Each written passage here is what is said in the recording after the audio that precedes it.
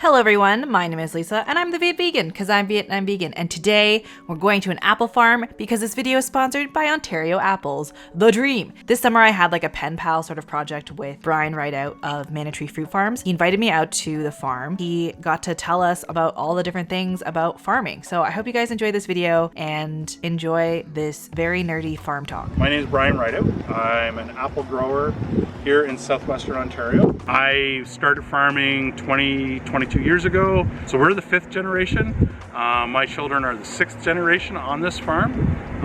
So I still farm with my father-in-law and my wife and sister-in-laws. We farm a total of 400 acres of various crops. Apples are our largest crop.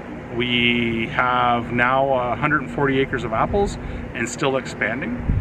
The apple industry for us has been quite a different industry to get into, so it's the next growth part of our farm. I came into farming because I married my wife and she's a nurse and her family farmed. I'm not a farmer. I do not, I guess I am a farmer now, but I come from an engineering background. Being an environmental technologist, I worked for 10 years as a water quality specialist in the mining industry. So I've been able to bring that training and expertise to farming. It's quite interesting to be able to see how much chemistry farmers all know. We do have to watch water quality when we irrigate our orchards. We got to make sure that the water is healthy. We deliver water to the orchards through this tube. In that tube, there's engineered emitter that actually has a pressure compensating. It is a pressure compensating emitter. Once they all start dripping, each emitter will put down 2 liters an hour underneath the tree. So we can calculate out precisely how much water we're using, and that way we don't overuse the water resource in our area.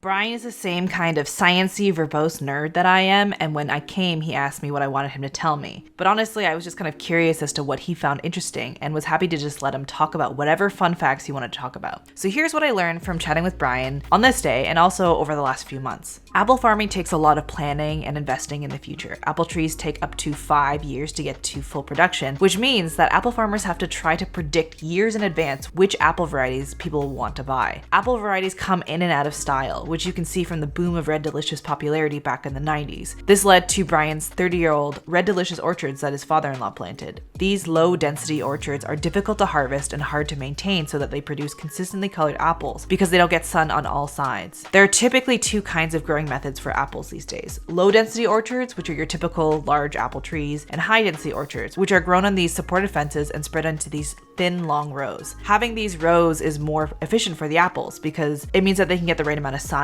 and it's more efficient for the workers to prune the trees, maintain the orchard, and harvest the apples.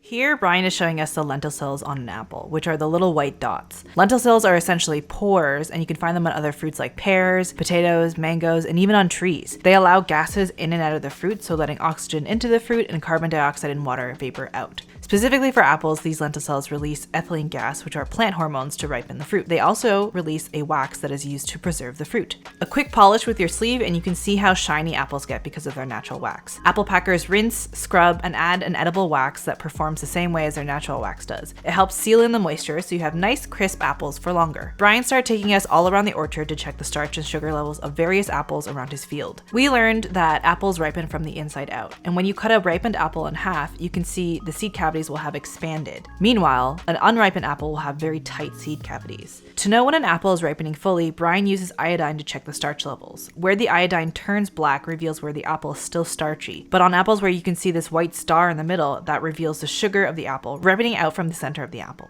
Farmers will stagger different varieties to ripen at different times so that the entire orchard doesn't need to be harvested all at the same time. Certain varieties will ripen at specific times of the year, and that means his workers can harvest in sections, and there will be different varieties of apples available during different parts of the season. Of course, we can't eat all of these apples fast enough, which is why there are advanced refrigeration systems for storing apples. Our apple storage is, we have 5 rooms that we store long-term for apples. So long-term means like apples that we would harvest the 1st of October with the intention that we're not going to ship it until March, April, May. And what we do with those apples is we make sure they're at a starch level. When we store apples, we drop the oxygen, depending on the apple, to 2% oxygen in that room. And that slows down the ethylene gas production. So the apples just doesn't ripen. And a lot of apples actually taste much better when they come out of storage. Like Honey Crisp, which we have over there, we're conditioning them. So this is the cold storage for the start of it. So we have a packing line down there where we pack our peaches and tomatoes and stuff like that. This room is on, there's no apples in there.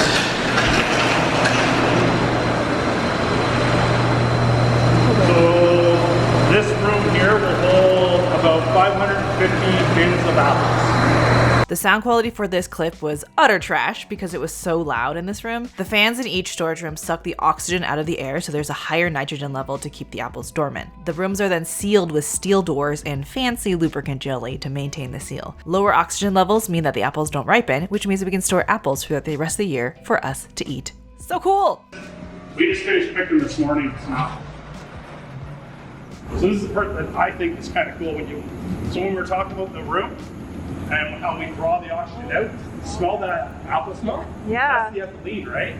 So what happens is when you put a door on here, so it's here, those are those steel doors right there. We put those on here and we draw them out, and then all of a sudden we can take it to like 2.5% oxygen in the room. This room smelled like apples. It smelled like nectar and it smelled so good. And I learned that that is the ethylene gas. Thanks for the visit. As you can see, we do grow lots of different things here. To all your viewers and to anybody out there, please buy from your local farmer. It doesn't matter. It's a Canadian farmer, an American farmer, apple grower, does not matter. Just please buy local, buy from your region, and buy seasonally. Thank you so much to Ontario Apples for sponsoring this video. And if you want to learn more about Ontario apple varieties, which apples are good for baking versus cooking versus eating out of hand, be sure to check out their website, linked below in the description. I'm so thankful to Brian for letting me come visit the farm and giving me the opportunity to show you a glimpse of what happens to grow apples. He mentioned that our generation is doing amazing things, buying local more than other generations past, and that is making a huge difference for the community. Thank you so much for watching, and I hope you guys have a delicious day. Bye.